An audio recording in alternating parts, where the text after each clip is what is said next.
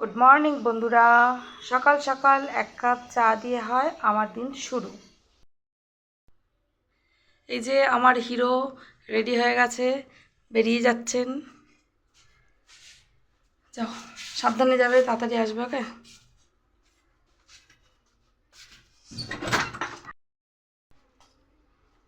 তাড়াতাড়ি আসবে, তুমি আসলে ভাত খাবো।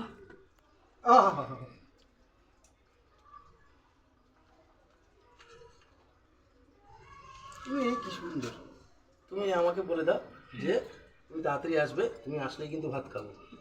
ঠিক কথা, আমি আসি। আমার আস্তে আস্তে তোমার ছেলেদের খাওয়ানো হয় না, ঠিক কথা। তারপরেই খাওয়ানো হয়ে গেল। এবার যেই আমি চান করতে যাচ্ছি, তুমি আর খিদে সহ্য করতে পারলে না, খেয়ে নিলে। তাহলে আমি বসে থাকার মানেটা কি হলো? তবুও সেটা কথা না, চান করে এসে খেতে হবে, ওইটুকু আর তোমার দরকার। কি করবো, 5টা বেজে যায়, আমার তো খিদে পেয়ে যায়। তবু তোমার, আরে ঠিক আছে, থালাটা তো কুড়োনো পর্যন্ত আমি বসে থাকি। টাটা। বেরিয়ে গেল, ছেলেদেরকে পড়তে বসিয়ে দিয়েছিলাম, তো ছেলেরা এখন পড়ছে। হয়ে গেছে সোনাই? তাতেই লেখো না, কঠিন না, তাতেই লেখো। বন্ধুরা, সকালবেলার থেকে ভিডিও স্টার্ট করলে কি হয়, মনে হয় যে ছেলেদের মনে হয় পড়ানো তো মানে টাইমটা কম দিচ্ছি। এটাই শুধু আমার বারে বারে মনে হয়, যার জন্য নিজেরটাই স্যাক্রিফাইস করাই বেটার। মাছের ঝোল আজকে আমার হয়ে গেছে। আজকে আমি পাতলা করে ঝিঙে আলু দিয়ে মাছের ঝোল করেছি, আর আরেকদিকে ভাত বসিয়ে দিয়েছি। ঘরে বেসিনের কাছে দুটো প্লাস্টিক করি, একটা হচ্ছে এই বাক্স, একটা টিফিন বক্স রেখেছি। এটার মধ্যে সবজির খোসা, চায়ের পাতাটা ধুয়ে, মানে চা করার পর ধুয়ে এটা এর মধ্যে জড়ো করি, কারণ এটা হচ্ছে আমার গাছে লাগে। আর আরেকটা এরকম প্লাস্টিক রাখি, যেটার মধ্যে এই যে যত প্লাস্টিক, দুধ, তেলের, এগুলোকে সব আমি জমা করে রাখি, এগুলোকে বাইরে ফেলে দিই। মাছের ঝোলটা নামিয়ে ফেলেছি বন্ধুরা। এদিকে আমার পটল আলুর তরকারিও প্রায় শেষের দিকে।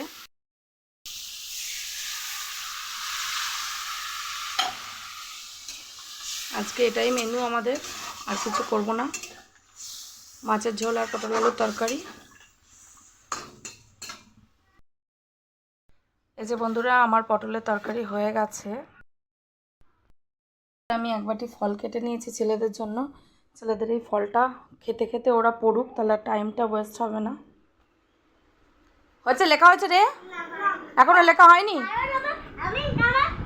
উঠে বস। বিছানা চাদরের কি অবস্থা করেছিস? ইয়ে, তাই নাকি? পিড়েটা নিয়ে আয়, পিড়েটা নিয়ে আয়, পিড়েটা নিয়ে আয়। এদিকে খাতার পিড়েটা নিয়ে আয়, তাড়াতাড়ি নিয়ে আয়, খাতা নিয়ে আয়। কত দূর লিখেছিস? নেক্সট লেখ। ঠিক আছে, ঠিক আছে, ফল খাবি, লেখ। নাও নাও নাও, ঝটপট ঝটপট লিখে ফেলো, তোমার মাথাটা। বন্ধুরা, সুপ্রিয় বাড়ি আসতেই এই যে গাছে তুললাম, এই আম কটা পারলাম, তার মধ্যে এই যে একটা পাকা আম পেয়েছি, আর এই আমটা পড়ে গেছে, নিচে পড়েই ফেটে গেছে, ভেতরটা হালকা হালকা হলুদ হয়েছে, জানি না কেমন হবে। আর এটা হালকা হালকা গায়ে রং লেগেছে, এগুলোকে আরেকটু চালের ড্রামে দিয়ে পাকতে দেব।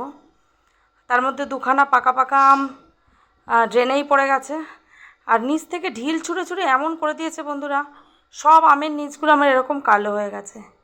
আর আরেকটা আম পাশের বাড়ির মানে আমার জায়ের বাড়িতেই পড়ে গেছে। যাই হোক, এবার সুপ্রিয়কে খেতে দেব, আর এই আমগুলোকে চালের ড্রামে দিয়ে পাকাই। এই যে সুপ্রিয়াকে এখন খেতে দিয়েছি বন্ধুরা, দেখো তো কেমন হয়েছে।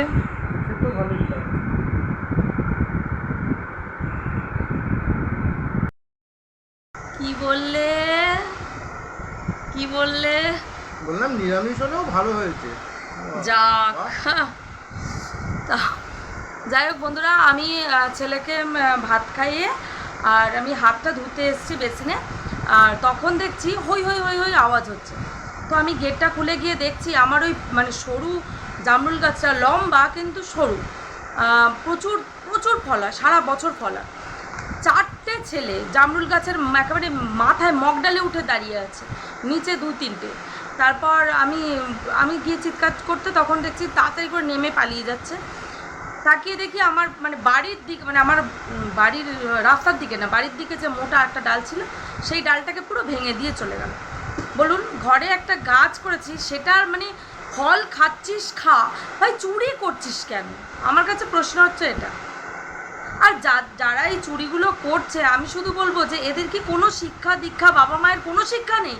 যে একে তো অন্যের বাড়ির ফলটা চুরি করছিস, তার উপর কোনো পারমিশন তো নিচ্ছেই না, খাচ্ছিস।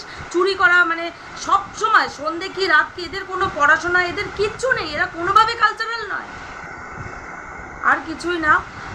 মানে যদি কেউ আমার ফেসবুক আমার দেখে যদি কারোর যদি মনে হয় যে এরকম চেনাশোনা অনেক চোর আছে, দয়া করে আপনারাও একটু সাবধান করবেন। বলুন, আমি তো শখ করে গাছ লাগিয়েছি। আগের দিন আম পাড়তে এসছে, আমার দেওর বলছে ঠিক আছে তোরা গাছে এরকম ঢিল মারিস না, তোরা আম পেড়ে খা। গাছে উঠলো, আম পাড়লো, আম খেলো, সব ঠিক আছে, বাট ডালগুলো যখন ভেঙে দিচ্ছে তখন তো রাগ হয়ে যায়। বলুন, রাগ হয় নাকি? যাই হোক বন্ধুরা, তারপর আমি দেখালাম যে আমি আম পেড়ে নিয়ে এসেছি। যাই হোক সুপ্রিয় রেজে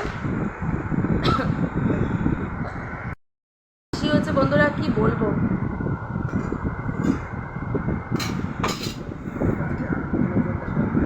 আরে মাছের ঝোলটা খেয়ে দেখো তো, এই আমার রাগ হয়েছে, পাতলা ঝোল হলেই সবসময় খারাপ হয়?